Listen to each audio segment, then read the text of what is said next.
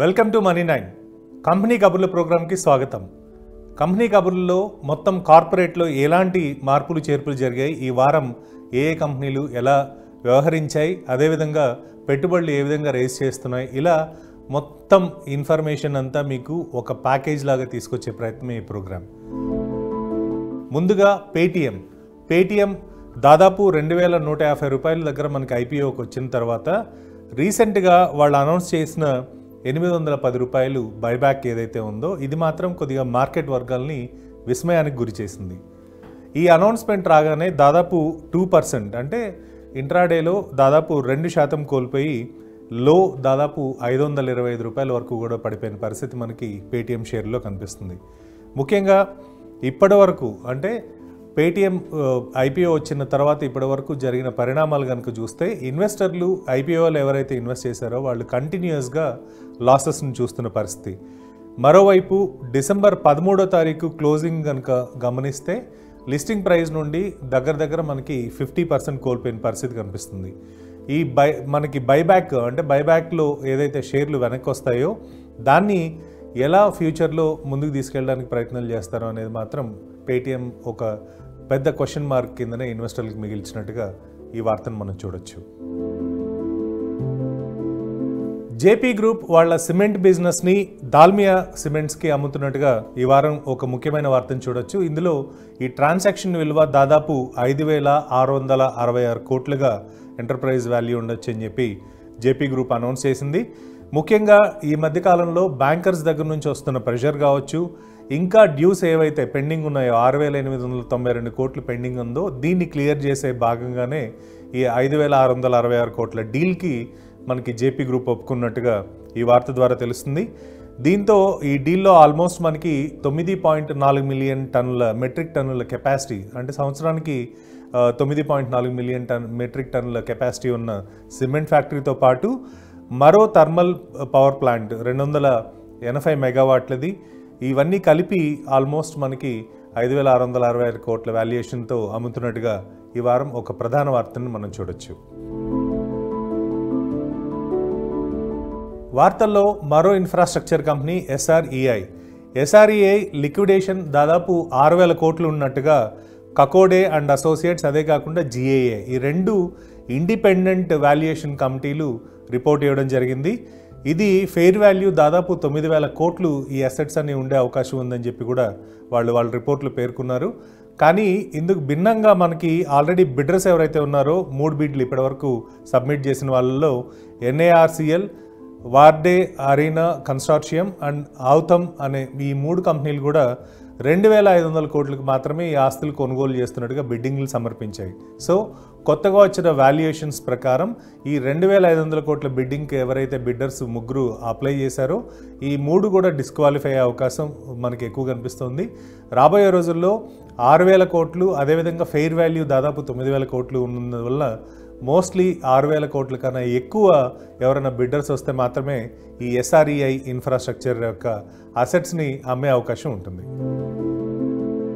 Reliance capital మరోసారి వార్తల్లోకి ఎక్కింది. రిలయన్స్ క్యాపిటల్ లెండర్స్ ఎవరైతే ఉన్నారో వాళ్ళ వాల్యుయేషన్ని 6500 కోట్లకు పెంచుకున్నారు. సో ఇప్పటివరకు ఈ ఆక్షన్లో మనకి 5231 కోట్ల వాల్యుయేషన్తో ఉన్నది కాస్త 6500 కోట్లకు పెరగడం జరిగింది. దీనివల్ల ఆక్షన్ మనకి డిసెంబర్ 22, డిసెంబర్ 23 జరగాల్సింది పోస్ట్పోన్ అవుతుందా లేకపోతే అదే రోజు జరుగుతుందా అనేది మాత్రం ఒక క్వశ్చన్ మార్క్ కింద కనిపిస్తుంది. ఎందుకంటే ఆల్రెడీ బిడ్డింగ్స్ ఎవరైతే మనకి దీనికి సంబంధించి బిడ్ చేశారో వాళ్ళందరూ కూడా దీన్ని 5231 కోట్ల వాల్యుయేషన్తోనే బిడ్ చేస్తున్నారు. కానీ ఎప్పుడైతే అనూహ్యంగా 6500 కోట్లకి ఈ వాల్యుయేషన్ పెరిగిందో దీన్ని రియలిస్టిక్గా లేదు ఇది, and at the same time ఇది కన్సిడర్ చేయాలి, పాత ప్రైస్ ఏదైతే చెప్పారో దాన్నే కన్సిడర్ చేయాలని చెప్పి బిడ్డర్స్ కూడా అడుగుతున్నారు. సో దీనివల్ల మనకి డిసెంబర్లో జరిగే ఆక్షన్ అవుతుందా లేకపోతే మళ్ళీ బిడ్డర్స్ ముందుకు రాకపోవడంతో పోస్ట్పోన్ అవుతుందా అనేది మాత్రం ఒక పెద్ద క్వశ్చన్ కింద మారింది. ఇది ముఖ్యమైన వార్త కింద రిలయన్స్ క్యాపిటల్కి ఈ వారం మనం చూడొచ్చు.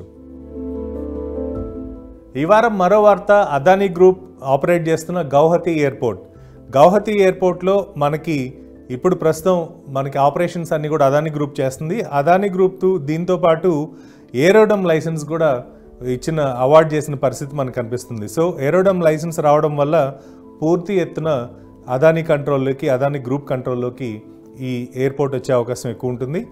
దీంతో ఆల్మోస్ట్ మనకి 10వ తారీఖు డిసెంబర్ వాళ్ళు ఇచ్చిన అఫీషియల్ స్టేట్మెంట్లో ఈ licence director general of civil aviation DGCA దీన్ని డెవలప్మెంట్కి ఇవ్వడం, అదే కాకుండా ఈ ఎయిర్పోర్టు వ్యవహారాలు ఏవైతే ఉన్నాయో ఇవన్నీ కూడా పబ్లిక్ ఎయిర్పోర్ట్ మనకి, కాబట్టి ఇదంటే ప్రైవేట్ కాకుండా పబ్లిక్ ఎయిర్పోర్ట్ ఉన్నది ఇన్ని రోజులు మెయింటైన్ చేస్తున్నారు కాబట్టి దీన్ని ప్రైవేటైజేషన్ చేస్తూ ఈ నిర్ణయం తీసుకోవడం జరిగింది. దీనివల్ల మరో ఎయిర్పోర్ట్ మనకి అదానీ గ్రూప్ కిందకి ఫెదర్ కిందకి వచ్చినట్టుగా మనకి ఈ వార్త ద్వారా తెలుస్తుంది.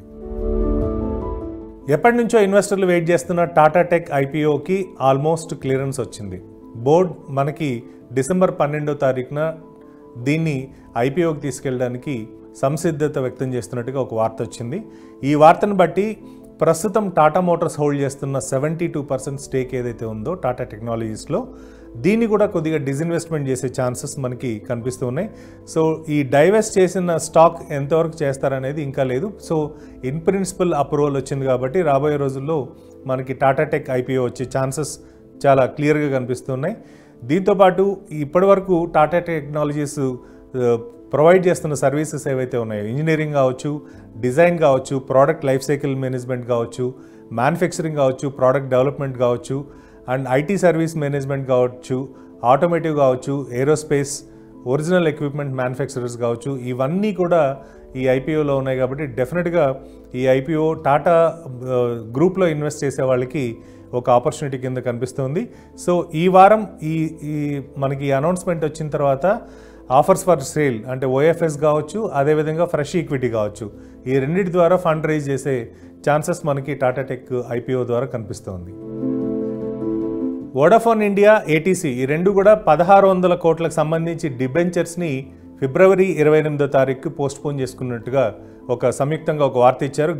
యాక్చువల్గా అయితే మనకి డిసెంబర్లో లాస్ట్ వీకే ఈ డీల్ కంప్లీట్ అయి ఉండాలి. షేర్స్ కూడా మనకి టవర్ కంపెనీకి ఇవ్వాల్సి ఉండింది. కానీ గవర్నమెంట్ నుంచి ఎలాంటి రెస్పాన్స్ రాకపోవడం వల్ల ఈ డేట్ని పొడిగించుకుంటున్నట్టు ఈ రెండు సంస్థలు కూడా సంయుక్తంగా ఒక అనౌన్స్మెంట్ చేయడం జరిగింది. ఇన్ఫోసిస్ ఫౌండర్ నారాయణమూర్తి సంచలనమైన ఒక వ్యాఖ్య చేశారు. ముఖ్యంగా ఇప్పటి వరకు ఇన్ఫోసిస్లో ఫౌండర్స్ పిల్లలు ఎవరూ కూడా మళ్ళీ లీడింగ్ పొజిషన్స్లోకి రాకూడదు అనే నిబంధన ఏదైతే మేము పెట్టామో అది కరెక్ట్ కాదేమో, నేను దాన్ని వెనక్కి తీసుకుంటున్నానని చెప్పి తను చెప్పడం జరిగింది. గతంలో కూడా నందన్ నీలకనేని కో-ఫౌండర్ ఎవరైతే ఉన్నారో ఈయన కూడా ఇలా ఈ తన రోల్స్ అండ్ రెస్పాన్సిబిలిటీస్ ఏవైతే ఉన్నాయో ఇవన్నీ కూడా నాన్ ఫౌండింగ్ ఫ్యామిలీ అంటే ఫౌండర్స్ ఫ్యామిలీ కాకుండా మిగిలిన వాళ్ళకి నేను దాన్ని హ్యాండ్ ఓవర్ చేస్తాను, నేను కంపెనీ నుంచి ఎగ్జిట్ అయ్యేటప్పుడు అని చెప్పి తను కూడా అనౌన్స్ చేయడం జరిగింది. సో ఇలాంటి సమయంలో నారాయణమూర్తి గారు చేసిన ఈ అనౌన్స్మెంటు కొద్దిగా ఇన్ఫోసిస్ అంటే 40 years సెలబ్రేషన్స్ చేసుకుంటున్న టైంలో లేట్గా రియలైజ్ అయ్యారా, నెక్స్ట్ జనరేషన్ వాళ్ళని ఈ బిజినెస్లోకి తీసుకురాకుండా ఉండడం వల్ల ఇన్ఫోసిస్ సక్సెస్ అయిందని మాత్రం ఇన్వెస్టర్స్ అందరూ అనుకుంటున్నారు. ఏదేమైనప్పటికీ కూడా లేట్గా రియలైజ్ అయినా నెక్స్ట్ అంటే ఫౌండర్స్ ఫ్యామిలీ రాబోయే రోజుల్లో ఏమన్నా వే క్రియేట్ చేస్తారా అంటే ఎవరైతే ఇప్పటివరకు ఉన్నారో వాళ్ళకి మళ్ళీ ఏమైనా వే క్రియేట్ చేసి ఫౌండింగ్ మెంబర్స్ పిల్లల్ని సిస్టంలోకి తీసుకొస్తారనేది కూడా ఇన్ఫోసిస్ షేర్ హోల్డర్స్లో ఒక చర్చ మొదలైంది. ఇక ఆన్ ద రేడార్లోకి వెళ్దాం. ఆన్ ద రేడార్లో మనకి ముఖ్యంగా కంపెనీలకు సంబంధించి కోర్టు వ్యవహారాలు, వీటికి సంబంధించిన తీర్పులు, NCLTకి సంబంధించిన అనౌన్స్మెంట్స్ ఇవన్నీ కూడా ఒకసారి కవర్ చేద్దాం. ఢిల్లీ మెట్రో రైల్ కార్పొరేషన్ వెంటనే అంటే మార్చి 2022 ఇచ్చిన తీర్పు ప్రకారం రిలయన్స్ ఇన్ఫ్రాకి ఇవ్వాల్సిన 7,200 కోట్లు ఇమీడియట్గా ఇవ్వాలని చెప్పి డైరెక్షన్స్ ఇవ్వడం జరిగింది సుప్రీంకోర్టు. ఎందుకంటే గతంలో మనకి మార్చి 2022 మీద వీళ్ళు అంటే సుప్రీంకోర్టు ఇచ్చిన ఆర్డర్ని బేస్ చేసుకుని అదేవిధంగా ఢిల్లీ హైకోర్టు ఇప్పటివరకు ఏదైతే ఈ విషయంలో హ్యాండిల్ చేస్తూ వచ్చిందో ఈ ఢిల్లీ హైకోర్టుకు కూడా ఒక స్టాండింగ్ ఇన్స్ట్రక్షన్స్ లాగా సుప్రీంకోర్టు చెప్పిన దాన్ని బట్టి కనుక మనం చూస్తే రిలయన్స్కి రావాల్సిన పేమెంట్స్ ఏవైతే ఉన్నాయో అది ఇప్పటివరకు చేయలేదు అని చెప్పి వీళ్ళు మళ్ళీ పిటిషన్ ఫైల్ చేయడం, తక్షణం 4,500 కోట్లు రిలీజ్ చేయాలని చెప్పి సుప్రీంకోర్టుని వీళ్ళు అప్రోచ్ అయిన దాన్ని వీళ్ళకి ఫేవర్గా అంటే సుప్రీంకోర్టు రిలయన్స్ ఇన్ఫ్రాకి ఫేవర్గా ఈ డ్యూస్ ఏవైతే ఉన్నాయో దీన్ని వితిన్ 3 months లోపల సెటిల్ చేయమని చెప్పి సుప్రీంకోర్టు ఆదేశాలు ఇవ్వడం జరిగింది. దీన్ని బట్టి చూస్తే రాబోయే 3 నెలల్లో ఖచ్చితంగా రిలయన్స్ ఇన్ఫ్రాకి ఢిల్లీ మెట్రో రైల్ కార్పొరేషన్ దగ్గర నుంచి పెండింగ్ ఉన్న వాటిల్లో దాదాపు 4,500 కోట్ల రూపాయలు రిలీజ్ అయ్యే ఛాన్సెస్ ఎక్కువ కనిపిస్తున్నాయి. ఇక వార్తల్లో మరో కంపెనీ కిర్లాస్కర్ బ్రదర్స్. ఈ మధ్యకాలంలో బ్రదర్స్ మధ్య వచ్చిన ఇబ్బందుల వల్ల వాళ్ళు ఫైనల్గా షేర్ హోల్డర్స్ ముందుకు వెళ్లాల్సిన పరిస్థితి వచ్చింది. ఇందులో ఫారెన్సిక్ ఆడిట్ జరగాలి, తద్వారా కంపెనీలో జరిగిన ఫ్రాడ్స్ అన్నీ కూడా బయటకు వస్తాయని చెప్పి షేర్ హోల్డర్స్ ముందర ఆ ప్రపోజల్ పెడితే షేర్ హోల్డర్స్ ఈజీఎంలో ఈ ప్రపోజల్ని తిరస్కరించిన పరిస్థితి మనకు కనిపిస్తుంది. దీంట్లో దాదాపు ఈ షేర్ హోల్డర్స్ కనుక మనం గమనిస్తే అగైనెస్ట్గా 63.99% మంది ఓటేస్తే ఫేవరబుల్గా కేవలం 36.01 మంది మాత్రమే ఈ రెజల్యూషన్కి ఫేవర్గా చేశారు.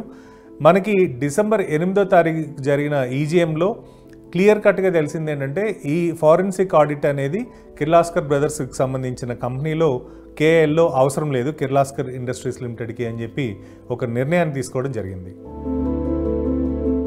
జెట్ ఎయిర్వేస్లో కొత్త ట్విస్ట్ని మనం ఇప్పుడు చూస్తున్నాం. మనకి జలాన్ కాల్రాక్ కన్సార్షియం జేకేసీ ఏదైతే ఈ ఎయిర్లైన్ జెట్ ఎయిర్వేస్ గ్రౌండెడ్ అయిపోయిన ఎయిర్లైన్ని వాళ్ళు తీసుకున్నారో బిడ్డింగ్లో, వాళ్ళకి ఎస్బీఐ సపోర్ట్ చేయడం లేదు. దీన్ని జనరల్గా అంటే మనకి జరగాల్సిన టైంలో కాకుండా బాగా డిలే చేస్తున్నారు. రెజల్యూషన్ ప్లాన్ని వాళ్ళు ఎగ్జిక్యూట్ చేయడానికి సహకరించట్లేదు స్టేట్ బ్యాంక్ ఆఫ్ ఇండియా అని చెప్పి వీళ్ళు నేషనల్ కంపెనీ లా ట్రిబ్యునల్ ఎన్సీఎల్టీకి వెళ్ళడం జరిగింది. ఇది కొత్త ట్విస్ట్ కింద మనం చూడాలి. ఎందుకంటే జేకేసీ గతంలో బిడ్ చేసి కోఆపరేట్ చేసి మళ్ళీ ఎయిర్లైన్స్ అనౌన్స్మెంట్ అంటే ఎయిర్లైన్స్ ఎప్పటి లోపల వాళ్ళు మళ్ళీ పైకి తీసుకొస్తారు, జెట్ ఎయిర్వేస్ మళ్ళీ ఎప్పుడు ఆపరేషనల్గా వస్తుందని చెప్పి అనౌన్స్మెంట్స్ చేసినప్పటికీ కూడా ఇది డిలే అవుతున్న దానికి ఎస్బీఐ కారణం అంటూ ఎన్సీఎల్టీని అప్రోచ్ అవ్వడం మాత్రం ఒక కొత్త ట్విస్ట్ కింద మనం చూడాలి. అదే కాకుండా అక్టోబర్ 21 ఇచ్చిన ఆర్డర్స్ని ఇంప్లిమెంటేషన్లో ఎందుకు ఎస్బీఐ డిలే చేస్తుంది అనే దాన్ని కూడా ఎన్సీఎల్టీలో వీళ్ళు అపీల్ చేసినట్టుగా మనకి ఈ వారం ఒక వార్త వచ్చింది. ఇక స్టార్టప్స్లోకి వెళ్దాం. స్టార్టప్స్లో ముఖ్యంగా మనకి ఇయర్ ఎండింగ్ చాలా వరకు మేజర్ చేంజెస్ జరుగుతాయి. ఫండ్ ఎవరైనా రైజ్ చేసే వాళ్ళు ఉంటే జనరల్గా ఇది హాలిడే టైం కాబట్టి దాన్ని జనవరికి పుష్ చేయడం, లేకపోతే ఫండింగ్ ఏదైనా పెండింగ్ ఉంటే ఆ పెండింగ్ ఉన్న ఫండింగ్ని తొందరగా డిసెంబర్ 31 లోపల బుక్స్ క్లోజ్ చేసుకోవడానికి ఎఫ్ఐఎస్ కూడా పెట్టుబడులు పెట్టడం జనరల్గా జరుగుతూ ఉంటుంది. సో ఇలాంటి స్టార్టప్స్లో ఈ వారం ఏం జరిగిందో ఒకసారి చూద్దాం. బైజూస్కి కొత్త తలనొప్పి వచ్చి పడింది. $1.2 బిలియన్ ఇమ్మీడియట్గా కట్టాలని లెండర్స్ వాళ్ళ వెనకలు పడ్డారు. ముఖ్యంగా ఇప్పటి వరకు డిలే చేస్తూ వస్తున్నారు. దానివల్ల టర్మ్స్ అన్ని కూడా బ్రీచ్ అయ్యాయని చెప్పి ఒక లీగల్ ఫర్మ్ హౌలిహాన్ లోకే ఐఎన్సీ అనే కంపెనీని కూడా హైర్ చేసి తద్వారా రెజల్యూషన్ ప్లాన్ ఎట్లా తీసుకురావచ్చు ముందుకి అనేది కూడా ఆలోచనలో ఉన్నట్టుగా మనకి లెండర్స్ ఉన్నారు అనేది క్లియర్గా ఈ వారం వార్తతో తెలుస్తుంది. సో ఎడ్టెక్కి ఖచ్చితంగా ఇది ఒక కొత్త తలనొప్పి కిందనే మనం చూడాలి. ఎందుకంటే ఆల్రెడీ మార్చ్ 31 మనకి పోస్ట్ చేసిన రిజల్ట్స్ కావచ్చు, సెప్టెంబర్ మంత్ రిజల్ట్స్ కావచ్చు, ఏది చూసినా కూడా రికవరీ అంటే లాభాలు సంపాదించే వైపు మాత్రం ఈ కంపెనీ వెళ్తున్నట్టుగా అనిపించలేదు. సో దీనివల్ల లెండర్స్ ఎవరైతే అప్పు ఇచ్చారో ఈ కంపెనీకి వాళ్ళు కూడా కాస్త భయపడుతున్న పరిస్థితి మనకు కనిపిస్తోంది. మింటోక్ అనే స్టార్టప్ సంస్థలో హెచ్డిఎఫ్సి బ్యాంక్ మైనారిటీ స్టేక్ 7.75% స్టేక్ని అక్వైర్ చేసింది. దీని వాల్యూ 31.1 కోట్ల రూపాయల కింద మనకి ఈ వారం వార్త వచ్చింది. ఈ డీల్ని మొత్తం జనవరి 31, 2023 లోపల క్లోజ్ చేస్తున్నట్టుగా మనకి హెచ్డిఎఫ్సి ఒక అనౌన్స్మెంట్ చేసింది. భారత్ పే ఆర్బిట్రేషన్లో గ్రోవర్కి సంబంధించి 1.4% షేర్స్ ఏవైతే ఉన్నాయో వాటిని వెనక్కి ఇవ్వాలి అని చెప్పి ఇంటర్నేషనల్ ఆర్బిటరీ డెస్క్లో ఫైల్ చేయడం జరిగింది. ఇది Singapore international arbitration centre SIAC rules ప్రకారం ఆ 1.4% కూడా తను వెనక్కి ఇవ్వాలి. ఫౌండర్ అనే పదానికి తను క్వాలిఫై కాడు అని చెప్పి వాళ్ళు చెప్పడం జరిగింది. ఇదే కనుక జరిగితే ఈ వెస్టెడ్ మనకి ఆల్మోస్ట్ అన్వెస్టెడ్ షేర్స్ ఏవైతే ఉన్నాయో ఇవన్నీ కూడా కంపెనీకి వెనక్కి వచ్చే అవకాశం కనిపిస్తుంది. సో ఇది వస్తే కనుక గ్రోవర్ ఇప్పటి వరకు ఫౌండర్ అని ఏదైతే క్లెయిమ్ చేస్తున్నారో ఆ స్టేటస్ కోల్పోయే అవకాశం ఎక్కువ కనిపిస్తుంది. ఇది ఈ వారం కంపెనీ కబుర్లు. Money9 యాప్ డౌన్లోడ్ చేసుకొని మీరు మరిన్ని తాజా సమాచారం కోసం అదే పర్సనల్ ఫినాన్స్ గురించి కావచ్చు, మనకి ఇన్కమ్ ట్యాక్స్ గురించి కావచ్చు, దేనికి సంబంధించిందైనా స్టాక్ మార్కెట్లకు కావచ్చు, ఏదైనా కూడా పూర్తి ఇన్ఫర్మేషన్ మీరు Money9 యాప్లో చూడొచ్చు. ఇది ఈ వారం కంపెనీ కబుర్లు. చూస్తూనే ఉండండి Money9.